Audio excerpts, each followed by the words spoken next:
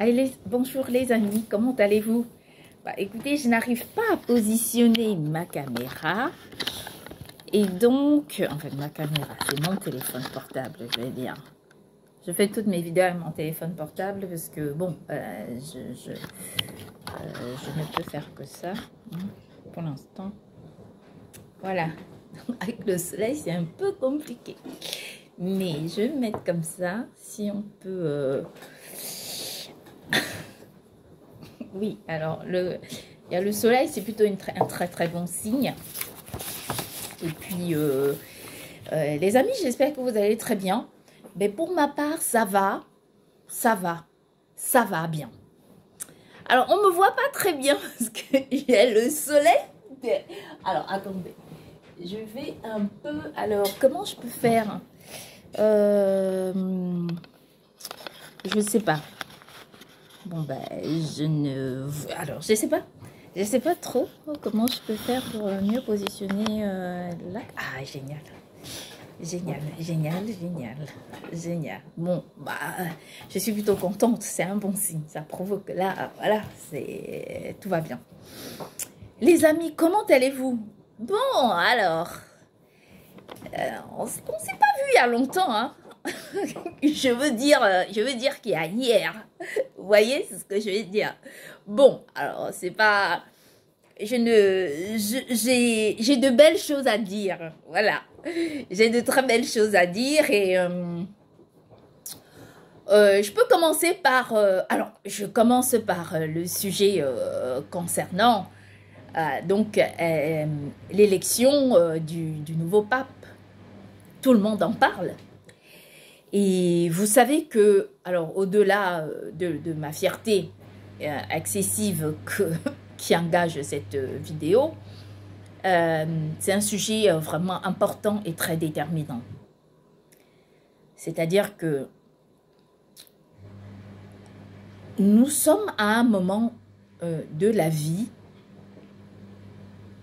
où il ne faut pas prendre les décisions n'importe comment. C'est ultra important et voire même les décisions de nos jours sont devenues presque stratégiques. Parce que les temps qui s'annoncent se jouent par rapport à quelques détails près. C'est-à-dire que, sachant que jusqu'ici, tout se passe très très bien, hein, si vous voulez que je vous dise ça, sachant que jusqu'à maintenant, là, tout est en train de très très bien se dérouler.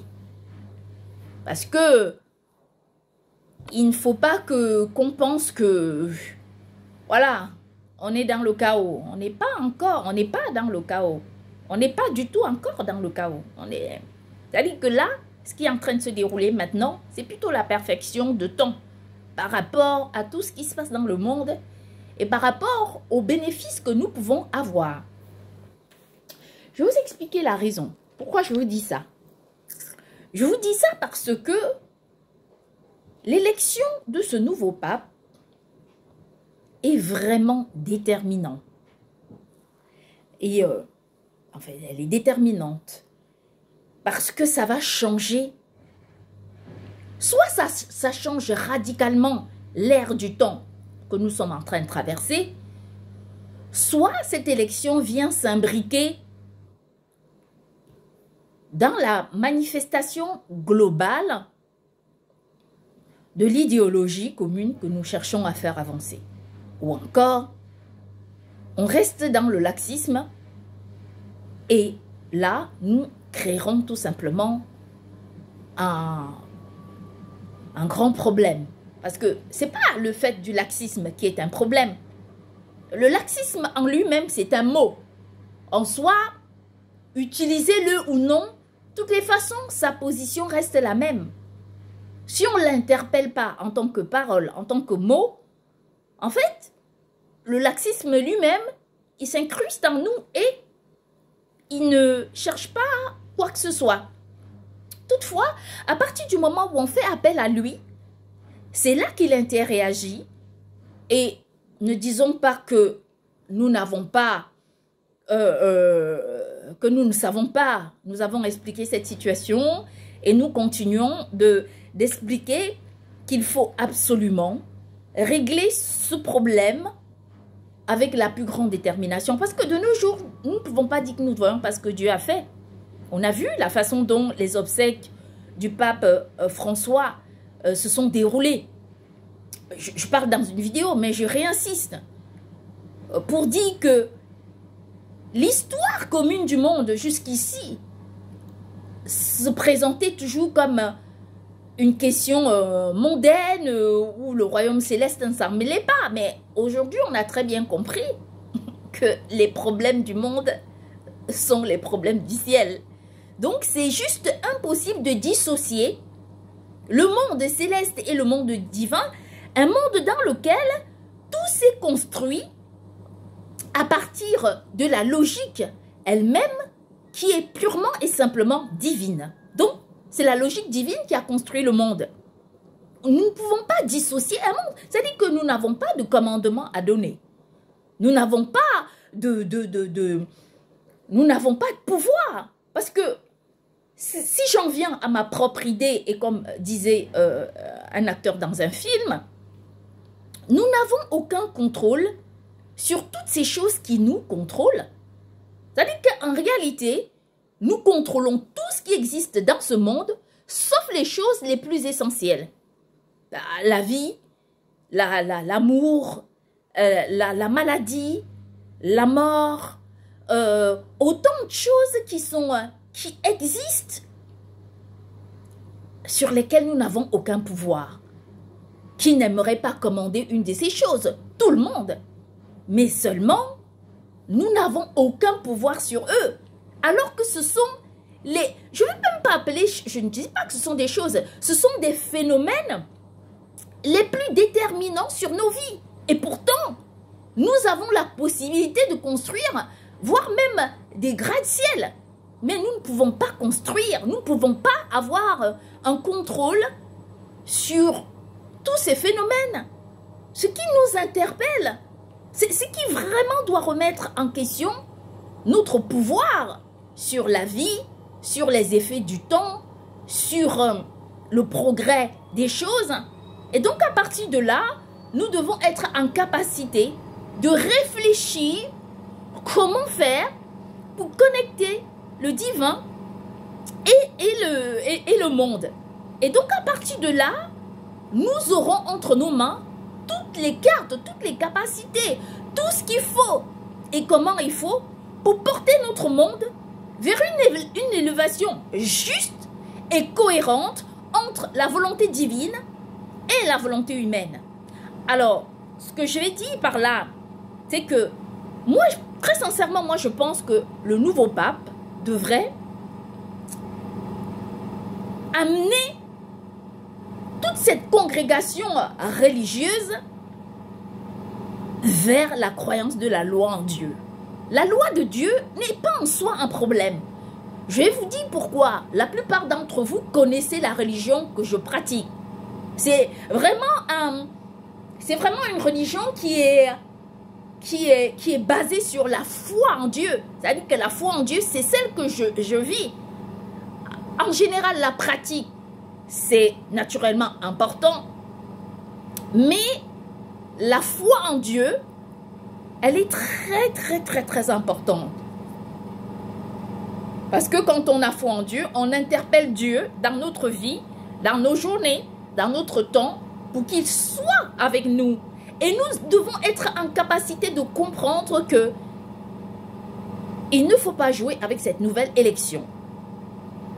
Bon, moi j'ai pensé à quelque chose ce matin et papa avait l'a approuvé en me disant qu'il faudrait que le nouveau pape puisse nous apprendre à connaître la loi de Dieu.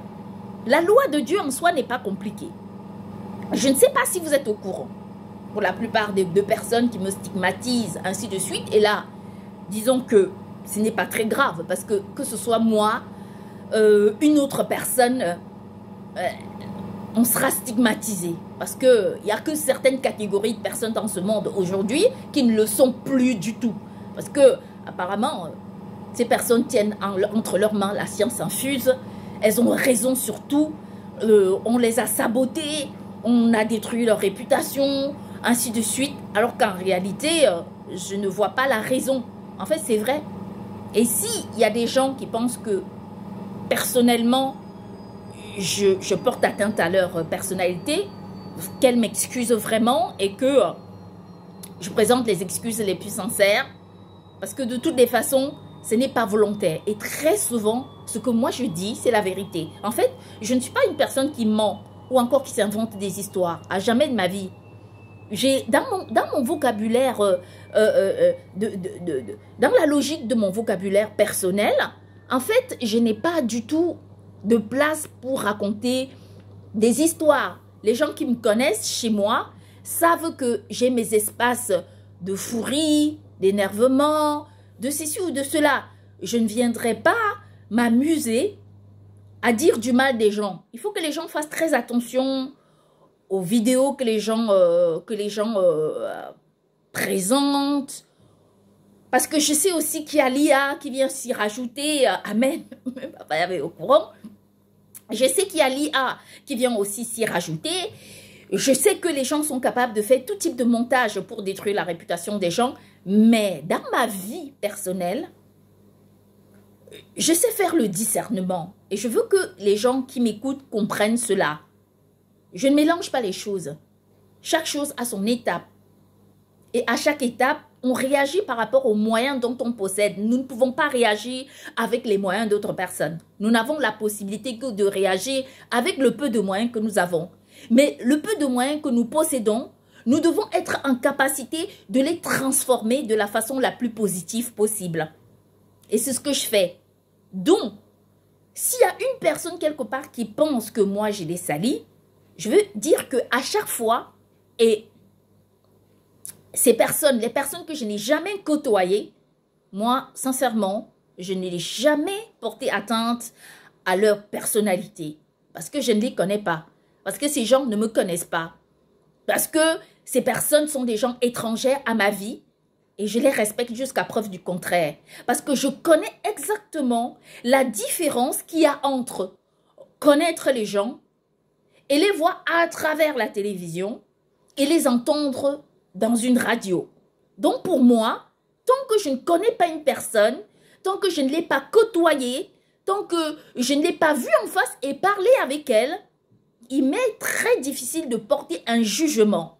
Naturellement que dans la vie, quand on est influencé par une volonté divine, on porte atteinte à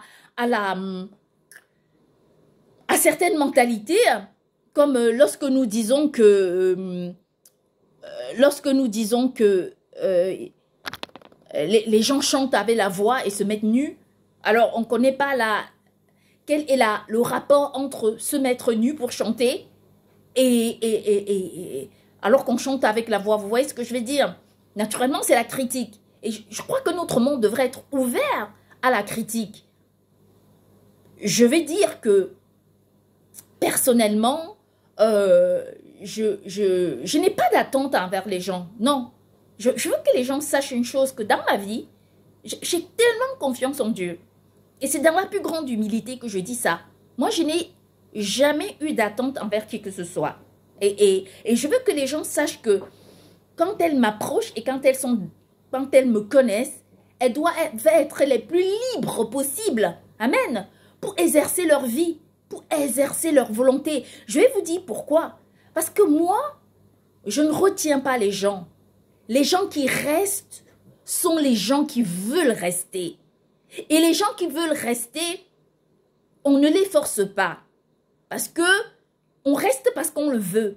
Même quand on force une personne de rester, en effet, cette personne ne le peut pas parce que ce n'est pas son choix. Et quand on choisit de rester, on le reste. Et on reste humblement et avec joie parce qu'on en a envie. Donc, dans ma vie, les gens qui me connaissent savent que sur ce point, je suis quelqu'un de très libre. Et d'ailleurs, je ne suis pas un acquis, moi, dans ma vie. Très souvent, je ne suis pas un acquis. Je ne me considère pas comme étant possesseur de telle chose ou telle autre. Regardez, quand je parle avec vous, j'ai le soleil qui contourne et qui vient se poser comme ça de façon à ce que, vous voyez, moi, le soleil de Papa Yahvé notre Dieu est au-dessus de ma tête. Amen. Je me sens pas comme si je possédais quelque chose. Tout ce que j'arrive à avoir dans ma vie, c'est par le travail. Tous les livres que j'ai écrits, tout ce que j'ai fait. Même, j'apprends l'anglais. Ça fait des années que j'apprends l'anglais, que j'apprends à parler l'anglais. Je ne sais pas parler l'anglais. Mais on aurait pu me dire, ok, on te donne le don de la langue. J'aurais pu. Mais voilà, j'ai pas demandé aussi avec beaucoup de force. Mais j'aurais pu. Toutefois, je suis une personne qui, Dieu connaît mes volontés. Il connaît mes volontés. Mes volontés, ce sont celles qui me portent et qui me motivent. Donc moi, les gens qui me connaissent savent que sur ce point, je suis quelqu'un de vraiment très sincère. Voilà, moi je suis quelqu'un de très sincère. Et ne voyez pas qu'on ne vienne pas me mettre à porte-à-fond envers les gens que j'ai toujours respectés et que je continuerai de respecter. Il y a des gens dans ce monde qui, même sans me connaître, sans m'avoir jamais vu, ce sont des personnes envers lesquelles je porte un profond respect. Peu importe ce qu'on entend, peu importe ce qu'on me raconte, peu importe ce que les gens disent, je leur porte un profond respect parce que ce sont des personnes qui, à travers leurs œuvres, m'ont accompagné dans ma vie, dans les moments les plus difficiles, dans les moments heureux, dans les moments de détresse. Et pour ça, je suis reconnaissante. Je les soutiendrai toujours et je leur souhaiterai toujours le meilleur. Pour dire une chose, ce n'est pas l'orgueil, mais c'est ce que je suis et c'est ce que je représente. Parfois même, Papa Yahvé me reproche ça. Mais je ne peux pas être qui... Papa Yahvé dit souvent une chose, il dit... Il faut que tu meurs pour la cause de la vérité. Et ça, c'est la vérité. C'est uniquement et c'est profondément la vérité. Moi, je ne peux jamais forcer quelqu'un à faire partie de ma vie. Non, jamais. Les gens peuvent faire partie de la vie d'une personne parce qu'elles en ont vraiment envie. C'est comme moi. Je suis la première à décider à ce qu'on ne décide rien pour moi. Parce que je connais ce que je veux. Parce que je sais ce que je veux. Amen. Parce que je sais ce que je veux. Parfois, même Papa Yahvé qui allume cette lumière me dit, bon, ben, comprends que moi, j'ai des milliards d'enfants à gérer dans le monde. Donc, je ne vais pas me focaliser sur un problème. Je le reconnais. Mais néanmoins, je cherche ma voix devant Papa Yahvé de façon à ce que quand j'ai envie de lui parler, qu'il soit en train de m'écouter parce que je fais tout ce qui est nécessaire pour mériter cette place de choix. Donc, c'est ultra important. Je voulais vraiment réguler cette situation pour dire que quand j'ai quelque chose à dire aux gens, je leur dis en face. Et les gens qui me provoquent, que je connais, je leur réponds. Et à partir de là, je leur réponds de la façon la plus ferme possible parce que je sais que ce sont des gens qui me provoquent. Voilà, c'est tout ce que j'ai à dire sur ce sujet et je continue. C'est pour que les gens ne viennent pas salir mon nom. Parce que je connais toutes les vidéos trafiquées que vous recevez de moi. Or, croyez-moi, je suis quelqu'un de très mesuré. Je sais ce que je fais, ce que je ne fais pas. Et je suis une personne aussi. Je ne suis jamais sur mes gardes. Hein, parce que ça ne sert à rien. Je ne fais rien de mal. Donc, je ne suis jamais sur des gardes. Toutefois, je veux simplement que vous puissiez comprendre que si quelqu'un vient vous dire « elle a dit ci contre vous », vérifiez, interrogez les gens qui me connaissent vraiment. Elles vous diront « tu vas voir Karine, si elle n'est pas d'accord avec toi, elle te dit tes vérités cash et elle s'en passe. » Elle ne garde pas rancune. Moi, je ne garde pas rancune aux gens. Parce que je n'ai pas besoin de ne pas dormir à cause des personnes. Donc, je crois que j'ai suffisamment expliqué des choses sur cette vidéo. Et j'appelle vraiment à cette en tant qu'enfant de Dieu, cette liberté divine qui est la mienne, à tout le monde à respecter vraiment cette tranquillité d'esprit que n'importe quelle personne doit avoir. Voilà, c'est tout ce que j'ai à dire. Donc, quand je continue, donc on a parlé de l'élection du futur pape en tant qu'une personne qui doit intégrer la loi dans les actions du quotidien, de la croyance, de la pratique de la religion. Je vous explique parce que la religion que je pratique, elle est très facile. Quand j'avais écrit cette religion, quand Dieu m'avait permis d'écrire cette religion, amen, en fait, ce qui s'était passé, c'est que j'étais allée j'étais allée envoyer cette religion au Vatican. J'avais écrit cette religion, j'avais écrit une lettre au Vatican pour envoyer j'avais envoyé une lettre avec accusé de réception expliquant que par la volonté de Dieu, j'avais écrit une religion et que je voulais que cette religion soit une articulation de la religion catholique. Seulement, je n'ai jamais eu de réponse. Mais ce n'est pas très grave. Ce qui s'est passé, c'est que le pape François a été très à l'écoute de cette transformation universelle que nous sommes en train de vivre. Et c'est pour cette raison qu'il a eu la reconnaissance divine, parce qu'il a été à l'écoute et il s'est battu pour apporter comme il a pu, avec le peu de moyens qu'on a, pour réussir à apporter, amen, à apporter une autre réponse à la croyance en Dieu. Et nous devons être communément en accord avec cette réalité. Voilà.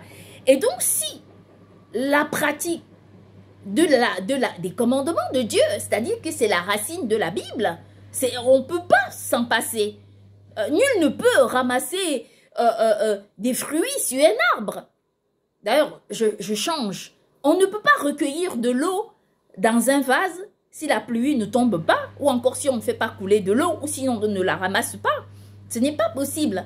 Donc, personne ne peut ramasser des fruits à un arbre si les racines n'existent pas. S'il n'y a pas de racines, en fait, il n'y a pas d'arbre du tout.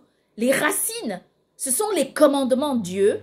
Et il ne faut surtout jamais oublier, ni maintenant, ni à grand jamais, que c'est important de ramener les commandements de Dieu au sein du monde parce que ça nous aide à vivre chaque jour sur la bonne feuille de route. Et c'est ultra important.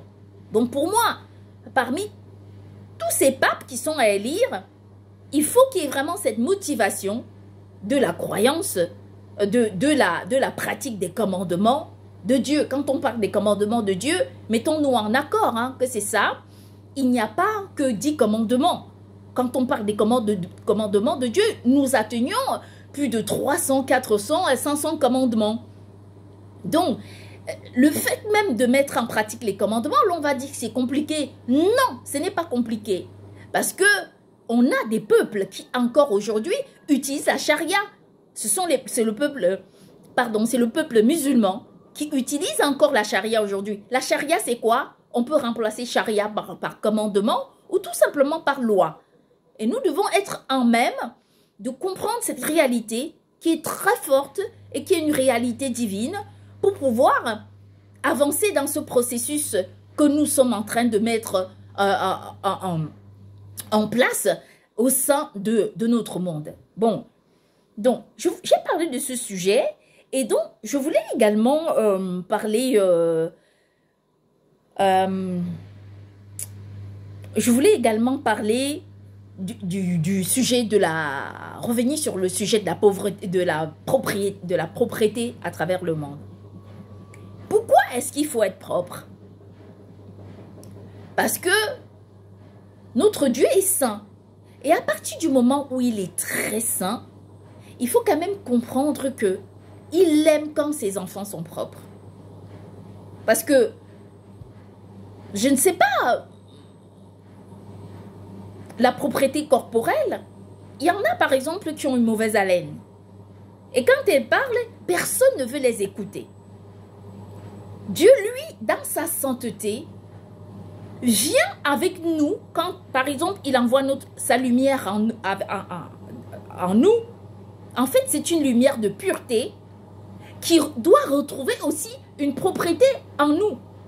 Ne doit pas forcément retrouver quelque chose qui doit l'obliger à nous fuir. Doit retrouver une pureté. C'est pour cette raison que quand on parle de la pureté de corps, c'est naturellement les douches que nous prenons, naturellement les douches pour être propres et pour maintenir le corps dans la propreté. Je rappelle que le fait même de s'épiler vient de la Bible. Ce n'est pas une question humaine. Ce ne sont pas les gens qui ont créé l'épilation, viennent de la Bible. Donc, je parle pas à l'épilation des hommes, hein, pardon, excusez-moi, parce que ça encore c'est un autre fait, je ne dois pas venir dessus parce que dans notre monde aujourd'hui, il faut faire très attention à ce qu'on dit. Maintenant, on peut choisir dans un monde de se révolter et de faire comme toutes ces femmes qui décident de défendre des positions, de dire voilà, les hommes, certains hommes ne s'épilent pas, nous aussi, enfin bref, c'est pour dire que la propriété corporelle est un acte très important dans la pratique de la loi, c'est-à-dire que ça fait partie des commandements de Dieu. Dieu insiste sur la pureté jusqu'à preuve de contraire. Et la pureté ne doit pas simplement être la pureté corporelle, mais elle rime aussi avec la pureté intérieure. Et la pureté intérieure encadre quoi? Tout ce qui sort en nous. Tous les mots que nous utilisons. Et cette pureté intérieure, dont j'en ai déjà parlé, ce sont ces paroles de vérité que nous sortons en nous, qui doivent nous accompagner à atteindre la volonté divine, parce que Dieu aime la vérité. Il aime la loyauté de cœur. Papa Yahvé notre Dieu dit, ton oui sera un oui et ton non sera un non. Et pour ça, c'est juste un écrit pour des gens qui n'étudient pas la loi. Parce que il faut comprendre que chaque mot dans la loi raconte une histoire incroyable. D'ailleurs, s'il faut que je revienne sur le livre, dans le livre de l'évangile selon saint Matthieu, au chapitre 5, qu'est-ce qu'il dit? Qu'est-ce qui est écrit? Jésus dit, si tu ne peux pas enseigner la loi plus que les maîtres de la loi, alors cela ne sert à rien. Comme pour dire que si tu ne peux pas enseigner la loi avec la façon la plus forte et la plus vigoureuse possible, ça ne sert à rien d'étudier la loi. Et ce qui est fou, c'est que dans tout le chapitre 5 du livre de l'évangile selon saint Matthieu, en fait, toute cette loi est racontée, re-racontée et expliquée comment la pratique de la loi, elle est importante. Donc que les gens ne viennent pas me dire que la pratique des commandements de Dieu, la loi de Dieu, elle est assujettie à une religion particulière. Non, elle est assujettie à de milliards de personnes qui aujourd'hui la pratiquent. Concernant ce fait, je vais évoquer le fait du mal, le mal dans le monde, qui est enseigné comme étant un phénomène qui doit absolument exister parce que le bien existe. J'ai entendu de nombreuses personnes poser la question, savoir, oui, mais bon, d'accord, on nous dit de faire du bien. Ok, mais pourquoi le mal existe? On nous dit, faites, pourquoi le mal existe? On a simplement envie de leur dire, mais parce que le mal doit exister. Tout comme tous ces phénomènes que j'ai cités tout à l'heure, sur lesquels nous n'avons aucun pouvoir. On n'a pas non plus de pouvoir sur le mal. On est d'accord. Soyez en adéquation avec moi que ça, c'est la réalité. C'est la stricte vérité. On n'a pas de pouvoir sur tout ça. C'est-à-dire que nous n'avons pas de pouvoir ni sur tout ce que j'ai cité, sur le bien, ou encore sur le mal. Il faut quand même reconnaître ça. Parce que jusque-là, ça ne reste que des mots qui entrent en action par le fait de les interpeller. Je signale que le bien nous a été commandé par Dieu. Faites le bien. Faites le bien, il a dit. Parce que quand on regarde les commandements de Dieu, il faut quand même reconnaître que dans les commandements de Dieu, il y a 10 commandements. Ceux que, on va dire, ceux que Papa Yahvé a lus, grand soit son nom, avec sa propre voix, sur la montagne. On ne connaît pas où se trouve la montagne. Bon, sur cette montagne-là, il faut quand même reconnaître que Papa Yahvé notre Dieu a lu, amen, amen, amen. Il a lu ces commandements de sa propre voix. Et sur ces commandements, nous avons un commandement qui commence par « je », qui est le premier commandement de la Bible qui dit, et Papa Yahvé cite ce commandement avec beaucoup de force, beaucoup de pertinence, « je suis Yahvé ton Dieu qui t'a fait sortir du pays d'Égypte, tu n'auras point d'autre Dieu que moi. Et donc papa Yahvé dit ça. Et les autres commandements qui suivent, les 9 autres commandements, sont intitulés par « Tu ne feras point d'image taillée, tu ne prononceras point mon nom en vain, tu souviens-toi du jour du sabbat pour le sanctifier, honore ton père et ta mère, tu ne tueras point, tu ne commettras point d'adultère, tu ne convoiteras point, tu ne feras point de faux, tu ne voleras point, tu ne feras point de faux témoignages, tu ne convoiteras point. » Les 9 autres commandements qui suivent le premier commandement, en effet, sont des commandements de Dieu qui sont apportés pour que nous puissions faire ce qui est bien. Parce que même dans le commandement positif, on comprend que c'est bien pour nous. Et même les commandements qui sont à partir de la négation sont encore des commandements qui nous enseignent de faire ce qui est bien. Donc, la même personne qui donne les commandements justes, positifs, donne aussi les commandements qui sont justes négativement. Ce qui veut dire que nous devons être en capacité de comprendre que quand vous vous mettez en colère, ce n'est pas parce que vous vous mettez en colère que vous devenez une autre personne. Vous êtes vous, en colère, et la même personne qui était dans la joie, c'est encore vous. Donc, c'est pour dire que il faut que nous fassions très attention au concept même du mal, parce qu'en réalité, le mal n'est qu'un mot, mais qui est suivi par des actions qui se matérialisent au sein de notre société. On m'a dit pourquoi le mal existe.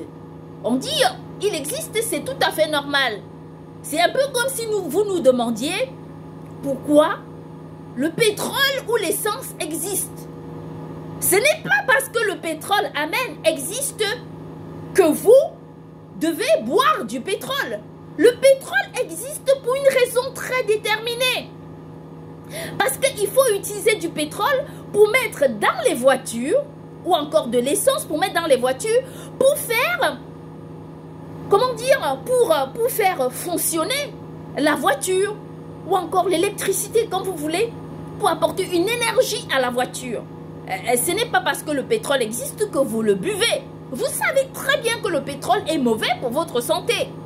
Donc, vous utilisez le pétrole pour ce pourquoi il a été destiné. Comme il a été destiné comme étant une énergie.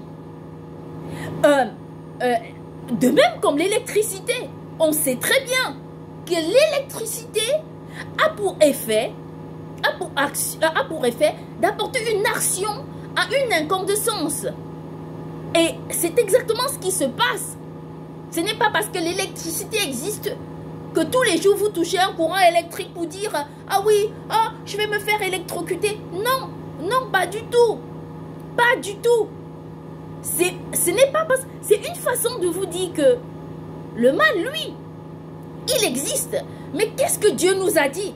Tout comme on ne doit pas boire du pétrole, il nous a dit, ne touchez pas au mal. Parce que si vous touchez au mal, ça va vous créer de gros problèmes. Ne le touchez pas, n'approchez pas le mal, fuyez le mal. C'est pour ça que dans mes prières les plus intimes, moi je dis toujours que même si je suis proche du mal, que Papa Yahvé sache que moi, je ne partais pas chercher le mal.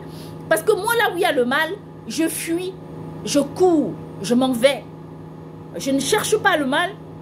Moi, je défends tous les jours ce qui peut changer positivement la vie d'un être humain.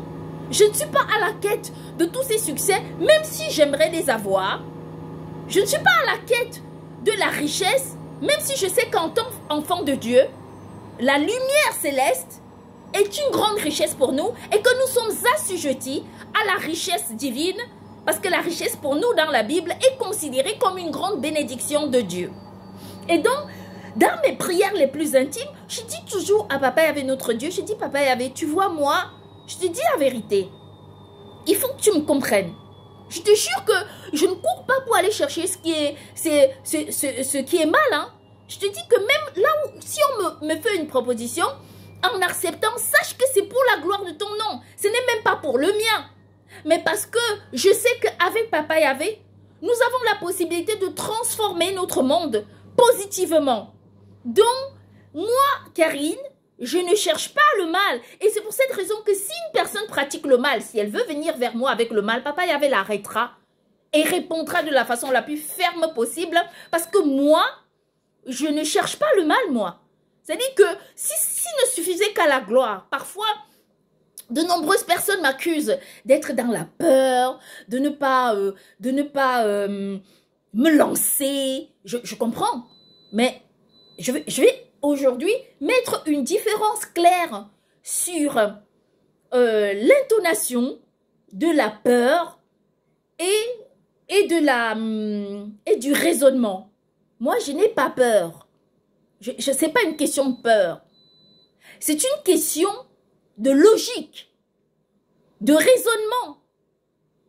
Parce que si j'avais peur, je ne ferais pas toutes les vidéos, que j'ai faites jusqu'à maintenant. Qui parmi vous, qui vous croyez plus courageux et plus courageuse que moi, a fait ce que je fais, a dit non à l'adversité? Qui a fait ça? Personne. C'est-à-dire que je suis la seule personne qui s'est tenue là et qui a dit, peu importe ce que vous allez faire, moi je n'abandonnerai pas Papa Yahvé. Même si vous me donnez n'importe quoi, moi Papa Yahvé et moi, c'est juste hors de question que je l'abandonne. Et vous voyez, ce n'est pas une question de peur. C'est une question logique. Moi, je me dis souvent, si tout le monde fait la même chose, alors qui c'est qui va nous aider à nous sortir de tout ça? Vous voyez, c'est ça. Comme je vois vos succès,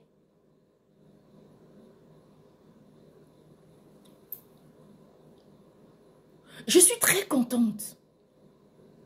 Parce qu'à quelque part, le mal, c'est qu'aujourd'hui, dans notre monde,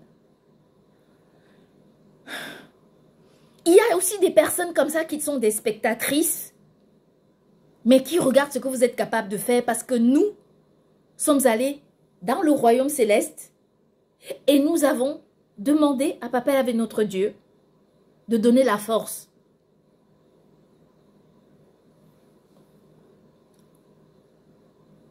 Si ça ne dépendait que de moi, pourquoi pas? Mais aujourd'hui dans le monde, on a réussi. Quand je dis on, j'ai réussi. J'ai, de par ma simple personne et sur la grande foi que je témoigne en Papa Yahvé notre Dieu, amen, de porter le monde terrestre vers une lumière qui lui démontre, amen, que le monde divin intervient à chaque seconde sur le monde humain. Tout le temps, le monde divin est là, il regarde. Vous allez tourner un film aujourd'hui qui doit raconter toute une histoire qui vous intéresse. Mais ce film-là, il a été programmé par Dieu. Il a été décidé par la volonté divine. Il va servir de réponse à des gens qui sont dans le besoin et qui ne comprennent pas certaines choses. Que vous le vouliez, que vous ne vouliez pas. C'est comme ça que ça marche. Un vêtement, quelque chose. Tout ce qui existe dans ce monde est animé par la volonté divine. Donc, quand vous me dites tombe dans ce qui est mal, et je vous dis non, je ne tomberai pas dans ce qui est mal, non. Mais c'est parce que le mal ne doit pas être utilisé. De même comme nous ne pouvons pas boire du pétrole, alors que le pétrole a une action à laquelle non négligeable.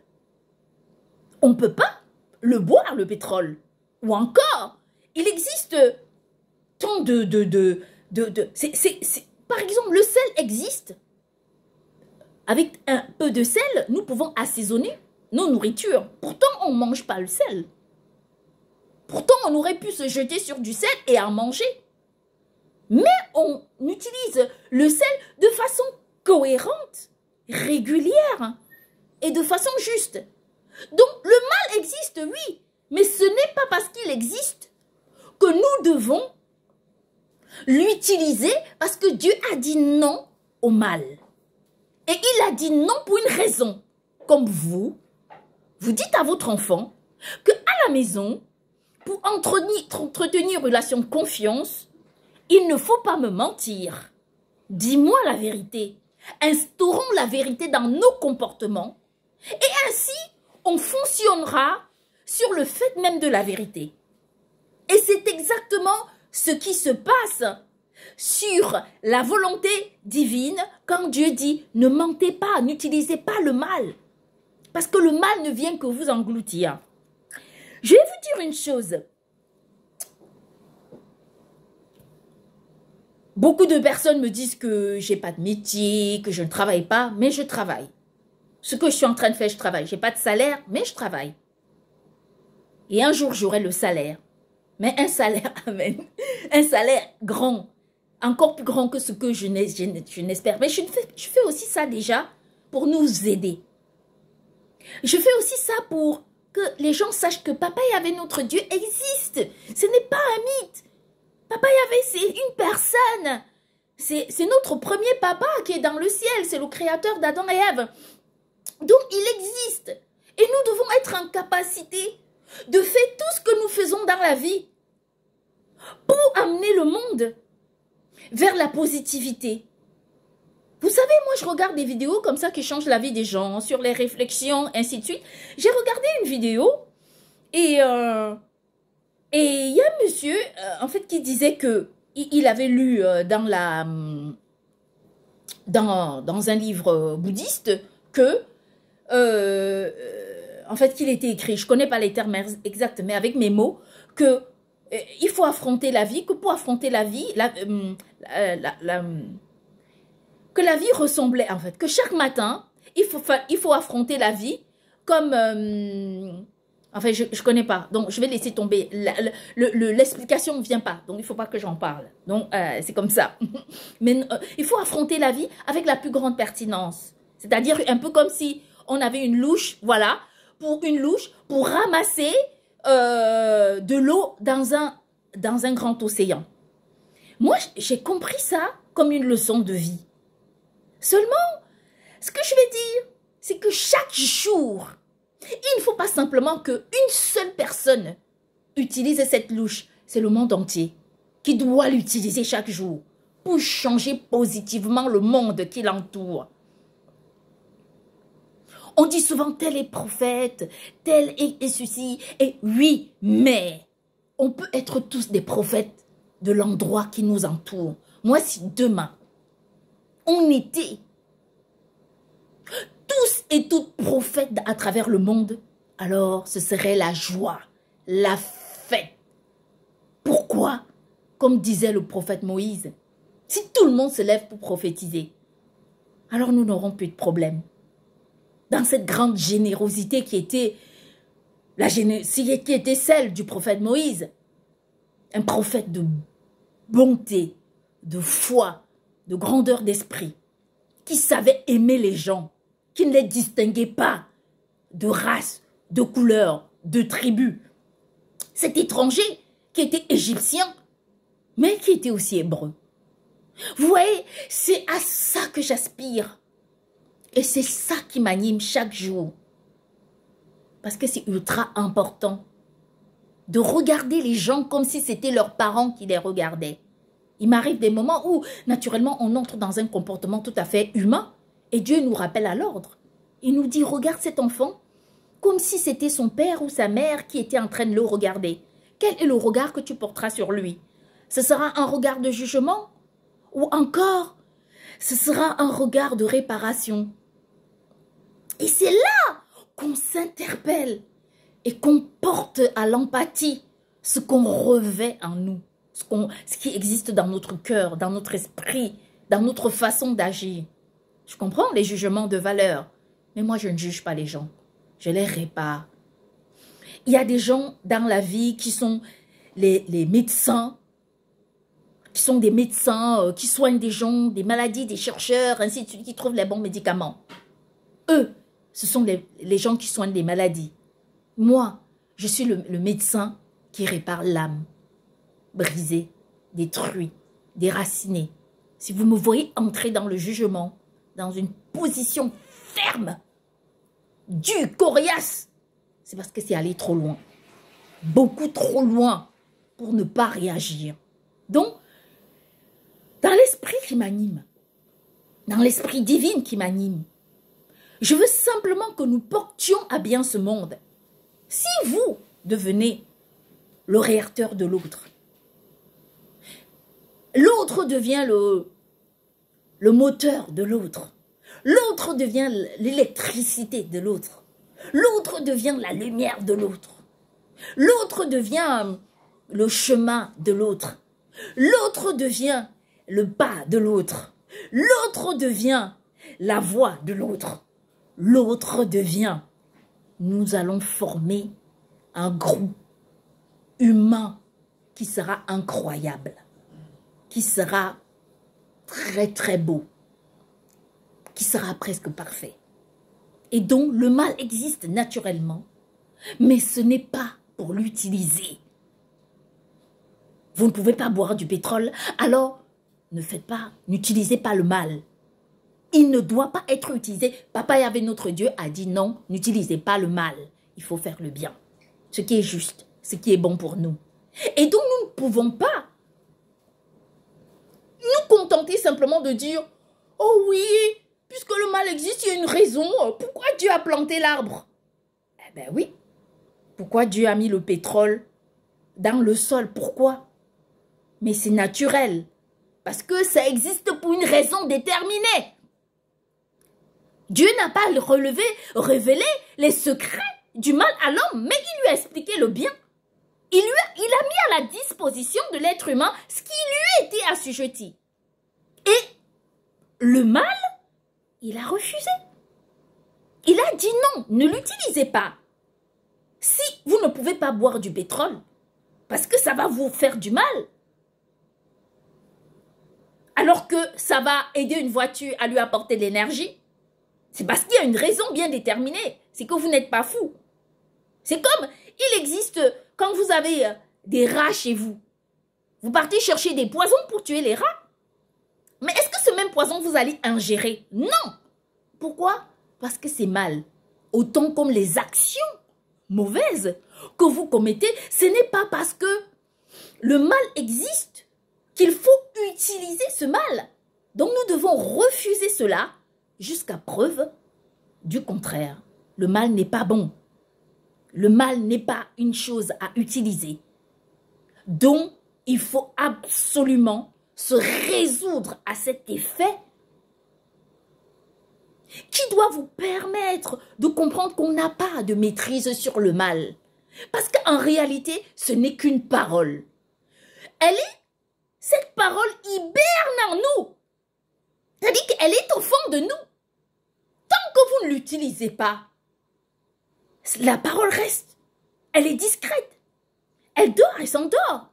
Mais tant que vous l'utilisez, c'est là qu'elle se réveille et elle vous dit, ok, puisque vous m'avez utilisé, je vais vous démontrer combien le mal peut faire du mal aux gens à travers le monde entier.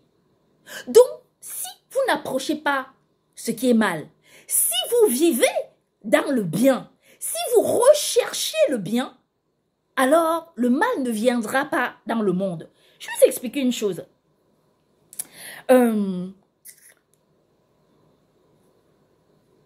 C'est mal de ne pas travailler, oui, mais je connais faire un tas de choses, comme par exemple, même organiser les mariages.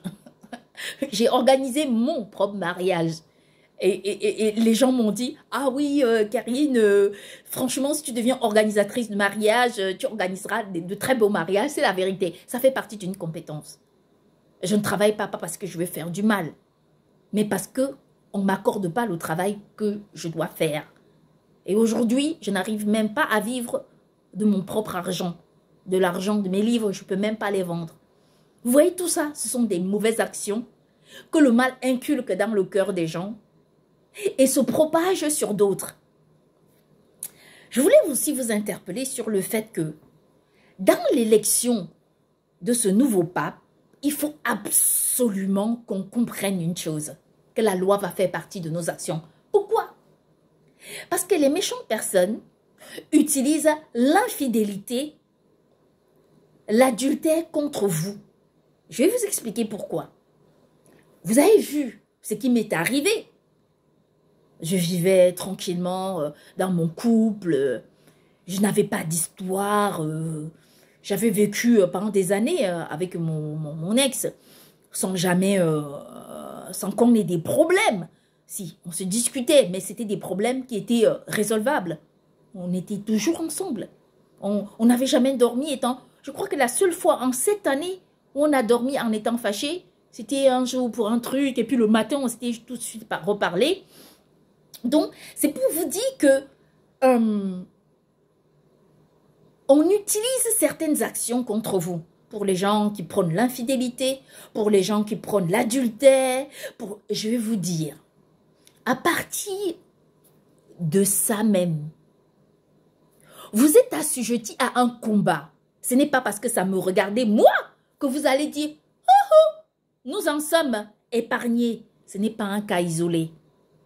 On vous oblige à être dans le mal pour s'immiscer dans votre vie afin de vous détruire, de vous démolir, de vous dominer. Il faut que vous soyez en capacité de comprendre ça.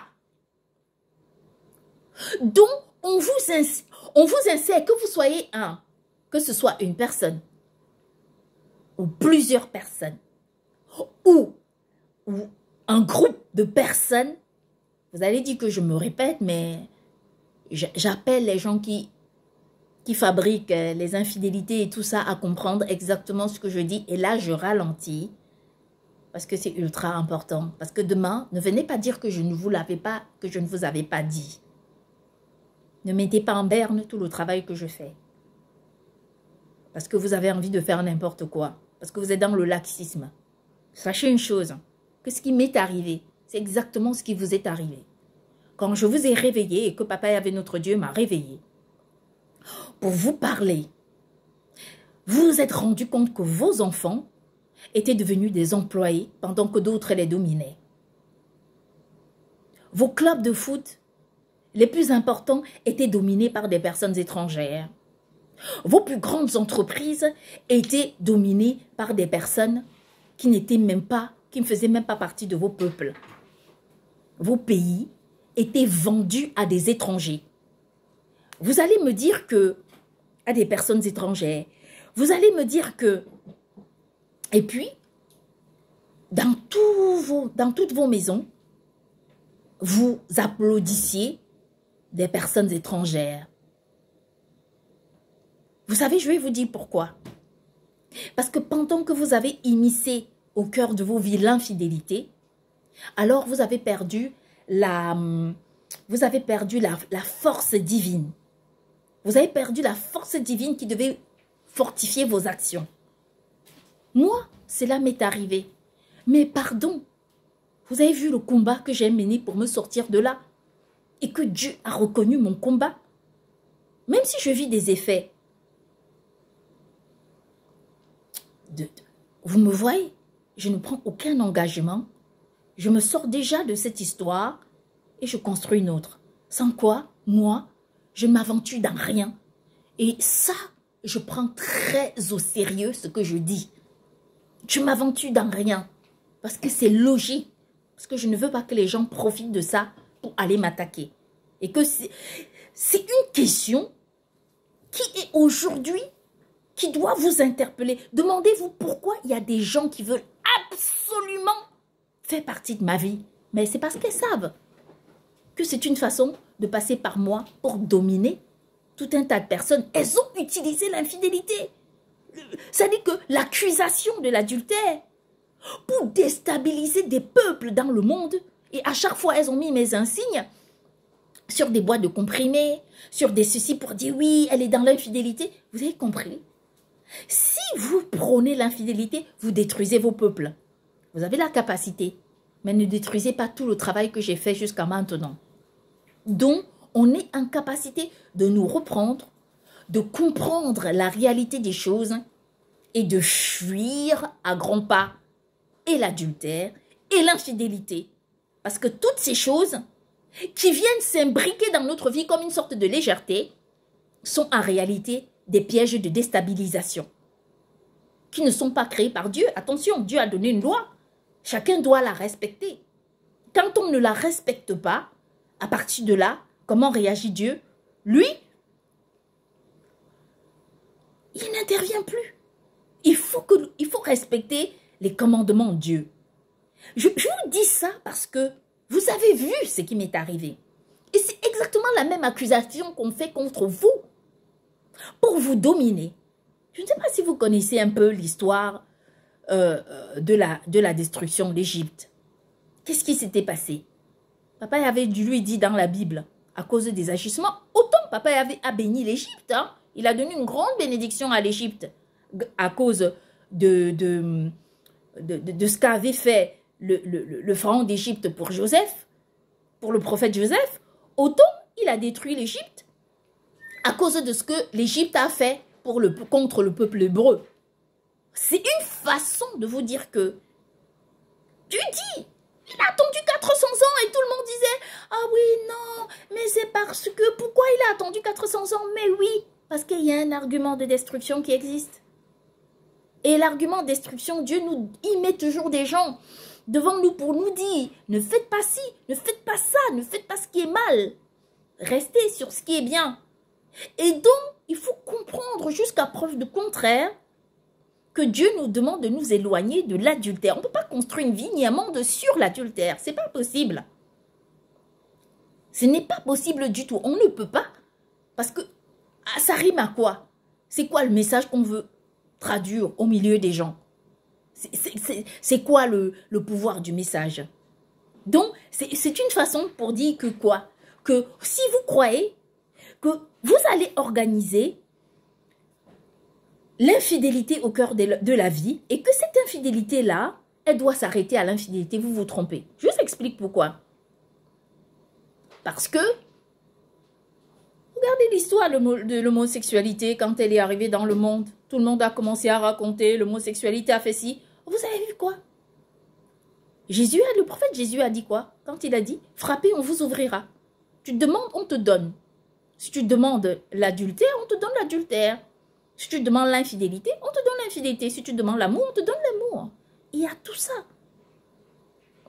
Nous devons être en capacité de comprendre que ce qu'on demande, Dieu donne. Et qu'est-ce qui s'est passé? Pendant que vous étiez accroupis là, en train de chercher, et je vais dire ça avec beaucoup de pertinence, à faire des choses entre hommes, ou encore les femmes avec les femmes, pendant ce temps, de l'autre côté, Dieu a tourné son regard et il a béni. Et qu'est-ce qu'il a fait? Il y a la Chine qui s'est construite. Il y a qui a positionné son économie. Pendant ce temps, vous étiez en train de vous promener avec les pancartes. A dit oui, ceci, cela, machin truc. L'homosexualité. Pendant ce temps, la Chine n'évoquait pas le problème. Lui, il a dit, moi, je vais chercher de l'argent. Il y a une grande partie du monde qui s'est développée. L'Inde, qui a positionné son économie. Naturellement, il y a des gens qui vont dire, oui, nous sommes les investisseurs. Mais pourquoi Dieu détourne l'investissement à un autre endroit? Mais parce qu'il y a des raisons bien déterminées. Donc, pendant ce temps où vous étiez en train de prôner ci, de prôner ça, il y a d'autres parties du monde qui étaient en train de se développer. Non pas avec ce que vous prôniez, mais avec ce qu'ils ont demandé à Dieu. Ils ont demandé le pouvoir. Dieu leur donne du pouvoir. Donc, c'est comme ça que ça fonctionne. Si vous êtes dans le mal, vous recevrez le mal. Si vous êtes dans le bien, c'est le bien que vous allez recevoir. Ne croyez pas que quand vous semez un grain de riz, vous récoltez une banane. Non, vous récoltez un grain de riz.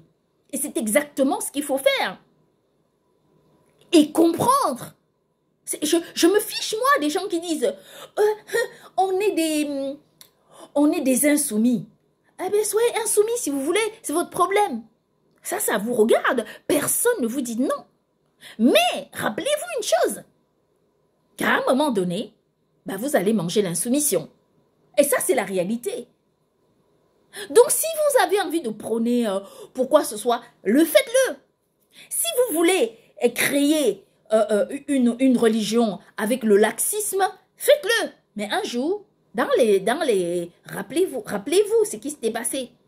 Avant qu'on ne porte ce message et que le pape François ne soit à l'écoute de ce que le monde est en train de dire, avant que le pape François ne se mette à genoux devant Dieu, pour prier, supplier Papa Yahvé sans cesse et sans fin pour qu'il lui pardonne, il faut quand même vous rappeler que vous étiez là et que dans les temples, il n'y avait plus personne. Amen. Il n'y avait plus personne dans les temples. Les gens ne venaient pas. Parce que l'être humain est animé par la bonté qui l'a créé. Et donc, les gens ne venaient plus dans les églises. Les églises étaient vides. On entrait dans les églises, on ne voyait plus personne. Et ça ne vous gênait pas de parler de l'homosexualité, de prôner l'homosexualité, d'être contre Dieu, de dire, comme par exemple, il y a des intempéries, il y en a qui se plaignent, qui se disent, l'autre là n'a que ça à faire. On leur dit, vous pouvez dire ce que vous voulez. Mais au lieu de dire ça, cherchez à faire ce qui est bien. Non pas simplement à penser à l'égoïsme qui doit être le vôtre. Non pas simplement à penser à vous et à vous focaliser sur votre personne et sur ce que vous avez à faire, mais sur vos peuples. Sans quoi un jour, dans vos temples, il n'y aurait même plus personne qui viendra. Vos temples seront utilisés à des fins de sexualité. Il y aurait tellement de temples vides que des églises vides que vous vous demanderez, mais pourquoi on a fait ça? Et je peux vous dire que c'est très difficile de revenir en arrière. Parce que les quartiers qui restent en nous, ce sont des quartiers à la fois solides, quand ils sont portés par les volontés divines, à la fois très fragiles, que lorsqu'ils se disloquent, c'est très compliqué de les remettre en voie, sur la voie. Très, très difficile. Et moi, je peux vous le dire avec force et détermination, parce que c'est la vérité. Parce que c'est uniquement la réalité. Donc, si vous voulez prôner le mal, ne vous en faites pas. Mais rappelez-vous simplement que la générosité du peuple hébreu, qui sont les descendants d'Adam et Ève, comme vous, comme moi, comme nous tous et toutes, rappelons-nous que leur grande générosité, leur force de la bonté, leur amour pour l'être humain, leur a permis de nous faire bénéficier de cette bonté divine qui est la Bible et qui sont les commandements, les lois de Dieu, et pour nous permettre de vivre sur l'harmonie, sur la sérénité et sur la tranquillité divine. Donc, vous devriez être en capacité de comprendre ça et de laisser vos égoïsmes de côté pour placer le partage entre vous et vos peuples. Depuis le temps que vous prônez tout ça, vous vous êtes rendu compte qu'il y a des peuples de la terre qui continuaient de vivre sur la loi et qui respectaient les commandements de Dieu. Et vous vous demandez comment ça se fait. Mais parce que c'est normal. Parce que ces peuples-là, ce n'est pas parce qu'elles ne peuvent pas revendiquer des choses. Mais c'est tout simplement parce qu'elles ont compris que ce n'est pas parce que le mal existe qu'il faut l'utiliser. Non. Il faut marcher suivant les volontés de Dieu. Et ça, c'est ultra important. Vous me direz que c'est la morale? Oui. Parce que pendant que vous étiez en train de montrer les pancartes de l'homosexualité par-ci, par-là, les Émirats arabes se sont construits en priant 5 fois par jour. En priant 5 fois par jour. En suivant la charia. Et la charia, c'est quoi? Ce sont les commandements de Dieu. N'allez pas me dire que c'est trop compliqué. C'est trop compliqué par rapport à quoi? Parce que vous croyez que vous allez me dire, ah oui, on s'est révolté. On a réussi à inverser les choses. Mes amis, vous vous trompez. Grandement. Je vous dis pourquoi. Parce que si vous continuez sur la même voie, vous allez voir ce qui va se passer. De nouveau, vos enfants seront soumis à d'autres personnes. Amen. Et si je vous le dis, croyez-moi, parce que ce qui gère le monde, ce n'est pas vous, c'est un esprit divin. Un jour, quand j'ai déménagé de Villa de Guelma, je vous disais une chose, en fait c'est la rue de mon appartement que j'avais à Paris. Sans A, Paris sera pris. C'est la vérité. Souvenez-vous de mon travail. Souvenez-vous de mon courage. Ce que je vis, ce n'est pas la peur. Mais c'est une exigence morale que j'ai instaurée en moi dans ma façon d'agir pour vous aider. Rappelez-vous qu'on utilise la faute contre vous et que la générosité du peuple hébreu a été celui de vous enrichir à travers quoi? Une simple parole de Dieu. Comme je vous disais récemment, le Vatican, c'est le pays le plus riche au monde. Ce n'est pas l'homosexualité qui enrichit le Vatican. Ce sont les enfants de Dieu. La Mecque, c'est un des endroits les plus riches au monde. Ce n'est pas l'homosexualité qui enrichit la Mecque. Ce sont les enfants de Dieu qui se rassemblent pour enrichir cet endroit de Dieu. Donc, nous devons être capables de comprendre que nous devons former notre monde sur la volonté divine. Ne nous trompons pas. Ne nous trompons pas. Faisons ce qu'il faut et ce qui est ferme. Vous savez, moi, je n'ai aucun problème. Le positionnement aujourd'hui est devenu une monnaie courante. Ne positionnez pas simplement les femmes qui montrent leur sein en l'air. Hein. Positionnez même celles qui montrent tout le corps. Moi, pour moi, je n'ai aucun problème. Vous savez, moi, j'ai foi en Dieu, moi. J'ai une ferme confiance en Dieu. Positionnez tout ce que vous voulez. Mais ce monde-ci a besoin des gens qui s'habillent pour construire l'avenir. Parce que toutes ces femmes-là qui se mettent nues, au lieu de s'habiller, devraient peut-être mieux faire de porter des vêtements pour se couvrir et pour changer positivement le monde autour d'elle. Parce que c'est quoi qu'elles veulent faire? Parce que souvent, vous voyez une fille qui se met nue, elle dit à sa petite sœur, « Allez, tu fais pas comme moi. Hein. Si je fais ça, c'est pas parce que je fais ça que tu le fais toi aussi. » C'est comme, parfois je suis à la rue, je vois des gens qui ne me connaissent pas, qui me disent, « Soyez forte, soyez forte. » Mais parce qu'elles savent que ce qu'elles font n'est pas la bonne formule. Mais elles le font quand même parce que ça fait partie des rouages de la vie. Donc, nous ne sommes pas dans une sorte de concurrence. Non, pas du tout. S'il y a des gens qui veulent venir vers moi pour porter ce message divin, il faut que ces personnes viennent avec le plus grand bien possible pour que Dieu bénisse. Sinon, ça ne pourra jamais marcher. C'est moi qui vous le dis. Dans ma prière la plus profonde, moi, je dis à Papa Yahvé, toi, tu sais que moi, tout ce que je fais, c'est pour chercher le bien. Si tu me dis ne va pas là, alors ferme la porte pour que je n'y aille pas. Mais si tu m'envoies quelque part, alors il faudrait que tu ouvres grandement la porte pour que j'entre. Mais si j'entre, il faut que tu sois capable, Papa Yahvé, notre Dieu, de bénir. De bénir. Parce que moi, je n'ai aucun pouvoir, moi. Si ce n'est le pouvoir, si ce n'est l'esprit divin que je porte en moi. Donc, je vous disais ça pour que vous puissiez comprendre la différence de la logique entre le laxisme et la croyance en Dieu. Aujourd'hui, dans cette élection du nouveau pape, nous devons être à l'écoute. Parce que si nous posons l'équation du monde aujourd'hui, on pose une équation du monde occidental. Aujourd'hui, nous avons popularisé par dénombrement le nombre des Occidentaux. Il y a à peu près, je crois, entre 600 et 700 millions de personnes, voire maximum 800 millions. Aujourd'hui, le positionnement du monde est tel que l'Afrique, 1 milliard, aujourd'hui, regarde vers l'Asie, 1 milliard. Vous voyez ce que je veux dire? Et il faut quand même comprendre que l'équation du monde aujourd'hui, elle est très amène, elle est très vite établie pour dire où allez-vous? Qu'espérez-vous? Parce qu'à cause d'une histoire de pancarte, franchement, vous êtes arrivé à détruire tout un mythe. Vous avez réussi à détruire toute une vie. Quand on a les puffs dédits dans les prisons, en train de subir, amen, le procès de la honte, au sein même des gens, les gens même qui les jugent, ce sont des pédophiles. Ce sont des gens qui violent leurs propres enfants.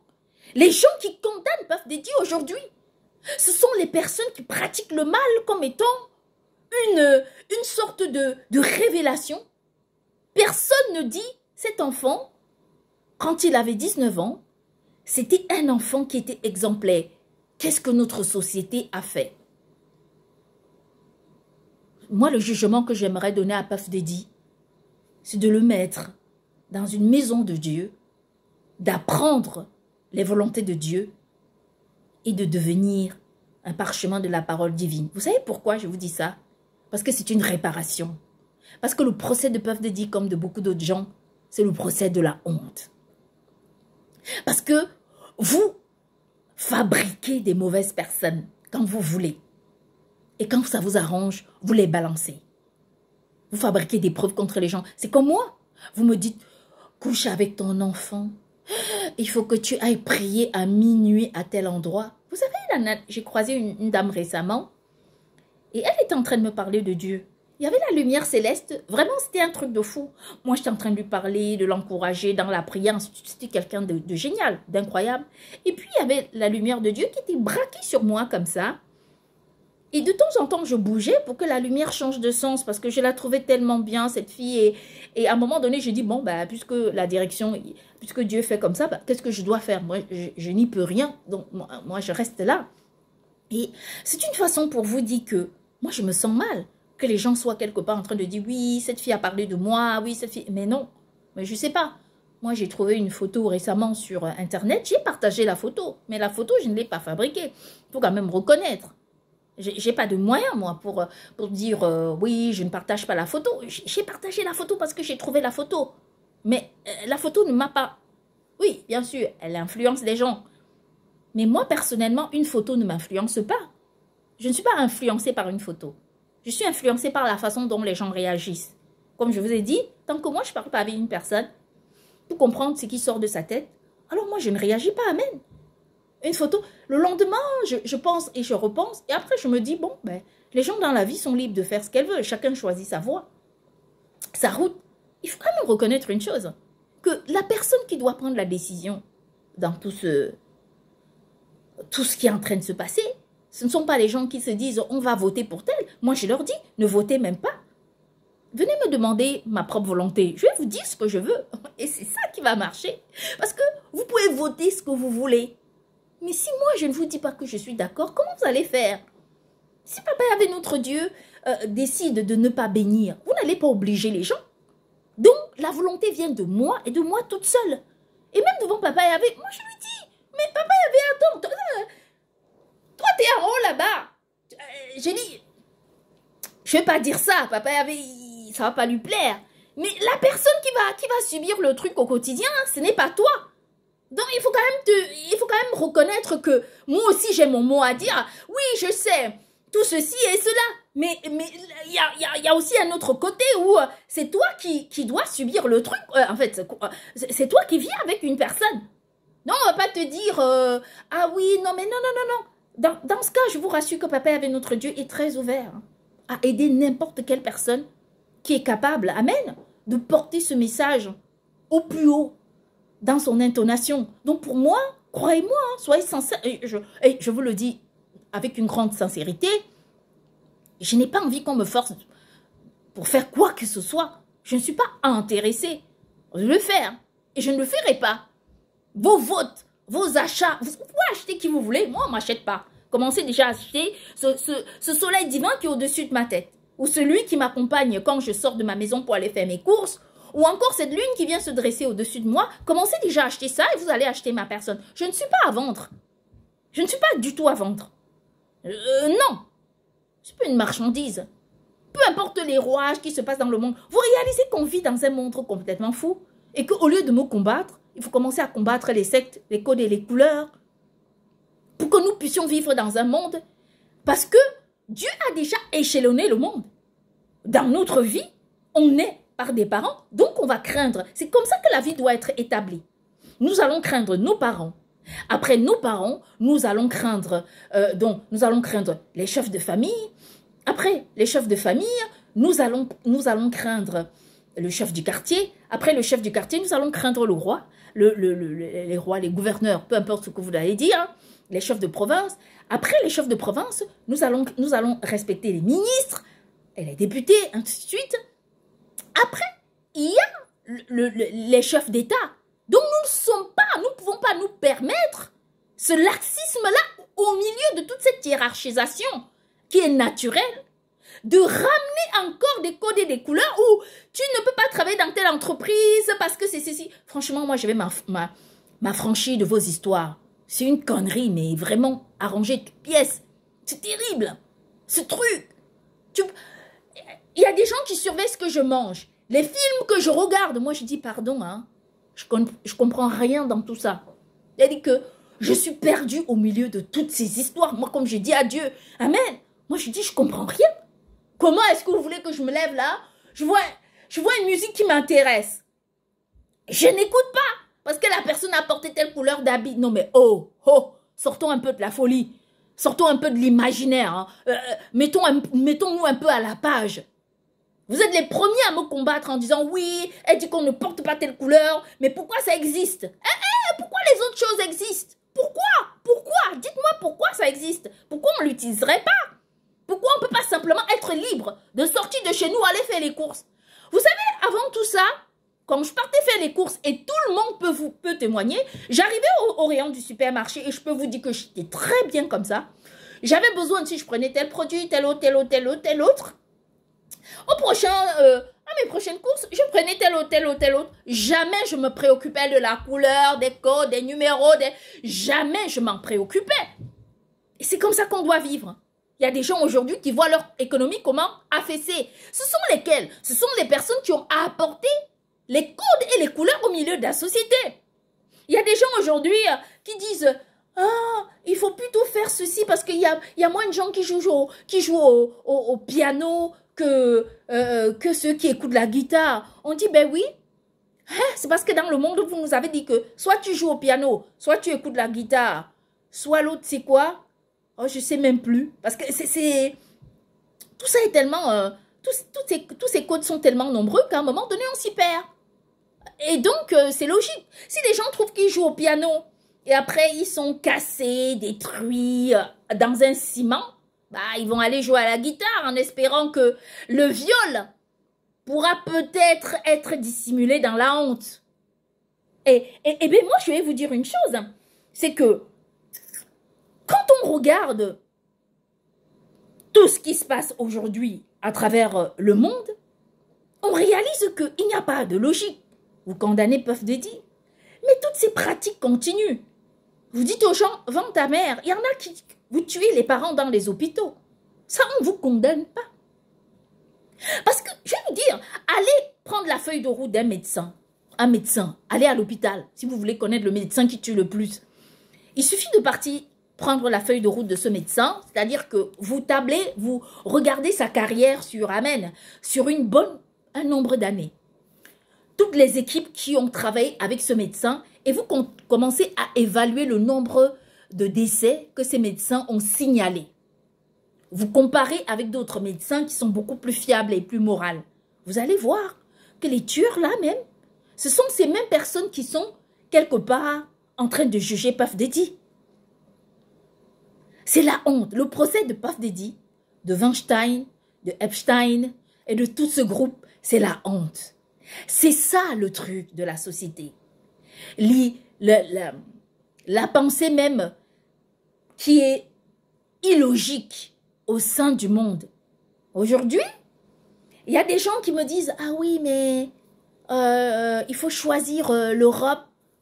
Parce que si tu choisis l'Europe, tu comprends, mais moi je leur dis « Excusez-moi, hein, mais vous avez vu mon premier livre, le premier livre que Papa avait, notre Dieu m'a fait écrire, ça a été Moment donné par Dieu. Le deuxième livre qu'il m'a fait écrire, ça a été Le management divin. Le troisième livre qui m'a fait écrire, Les traditions universelles ou le dictionnaire des comportements universels. Vous comprenez un peu que moi, j'ai pas à choisir. Tu comprends la position aujourd'hui française qui se dit ah oui, non, mais si Karine fait ça, ce n'est pas bon pour nous, mais moi, je suis française dans l'essence. Personne ne m'apprendra comment être française. Je quitterai ce pays si je dois quitter ce pays, mais pas parce que je le déteste, mais parce que ce sont les agissements des gens qui m'obligent à réagir de cette façon. Tout ce que je souhaite pour nous, c'est vraiment une cohérence d'esprit. C'est que vous écoutiez ce message, non pas comme un jugement, mais comme une réparation. À bientôt. Gros bisous.